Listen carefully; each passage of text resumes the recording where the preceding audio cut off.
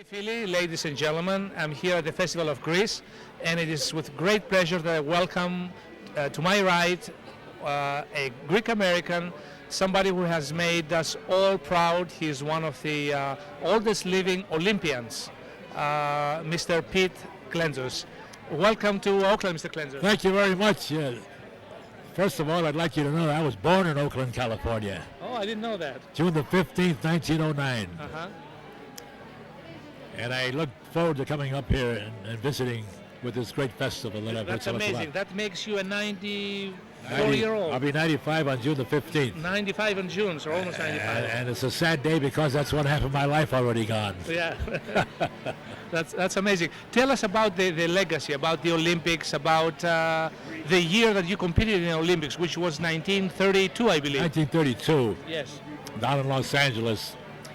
And we had a great time down there with about 34 nations, and they came from all over, mostly by boat and railroad, because in those days they weren't flying too much. Mm-hmm. And the men stayed in the Olympic Village out in Baldwin Hills, and the women had it better. They stayed in Chapman Hotel down on Wilshire Boulevard. Oh, they had a better treatment. They stayed in the hotel. Uh-huh.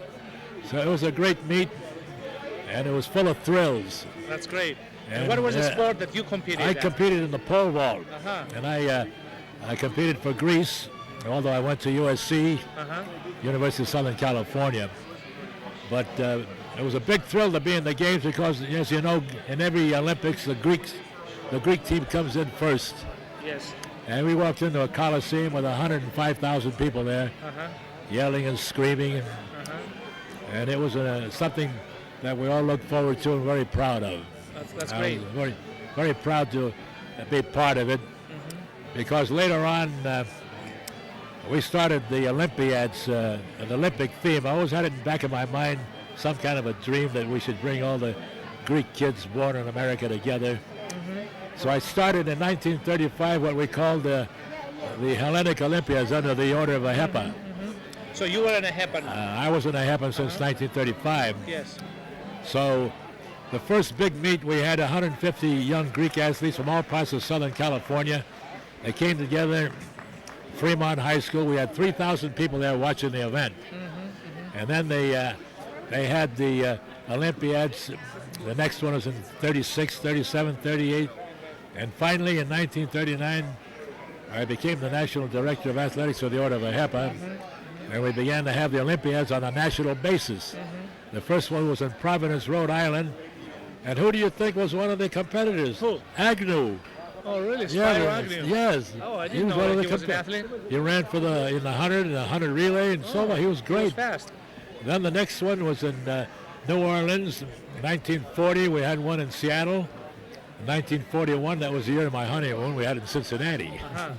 And then the war broke out, so we had to let them go for a while. Right. After the war, they resumed again in 1949, and we had them in Pittsburgh. And we had Olympiads continuing on for about 35 years in the Order of AHEPA. Now, one of the great things that pleases me more than anything else is the fact that the churches have taken over. And they have thousands of our kids participating in Olympiads around the Chicago area and the New York area and the Eastern area. It's a wonderful thing. And having an Olympic theme in this festival here today makes me very proud to be of Hellenic origin and see how many people. And we're proud of you, Mr. Clentzos. Well, thank you very much. What you have done, and what do you feel about the Olympics in Athens? I think they're going to be a great success. You know, in 1935, I went over there with 4 other Greek athletes.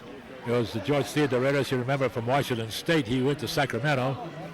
And there was another kid, Sarakis, from Michigan. Another one, Ted Fatseas, from New York City. He was a hurdler. And then there was a sprinter that came out to here to college in San Mateo, Ted Tsareas. We all went back to Greece. Of course, I was a pole vaulter. And we got a big reception in Athens. And then we competed in many meets. I competed in the Balkan Games in Athens and came in first. And then I was undefeated in competition in Athens, Greece. I set a pole vault record there that about 13 feet 4 inches. It stood for 15 years. Oh, that's great. I was very proud of that. So AHEPA has done a lot to promote Hellenism and also sports. But the fact is that the Olympics in Athens are going to be a great success, in spite of the fact that what you hear about insecurity and things like that. I had a friend of mine that was a competition director for the Olympic Games in 1984 in Los Angeles, and he went back and he said that the security was so great, he never had to worry about a thing at the time he was there. Now they're spending $1 billion for security there. And everybody's going to be safe. There'll be no problem. It's going to be fine. Yeah. Again, Mr. Clentzos, thank you very much for my pleasure. taking the time to talk to us. Thank you very much. Congratulations for the wonderful life you had and the pride you gave to us Greeks. It's great to be a Trojan and a Hellene. Zito Elas. Zito Elas.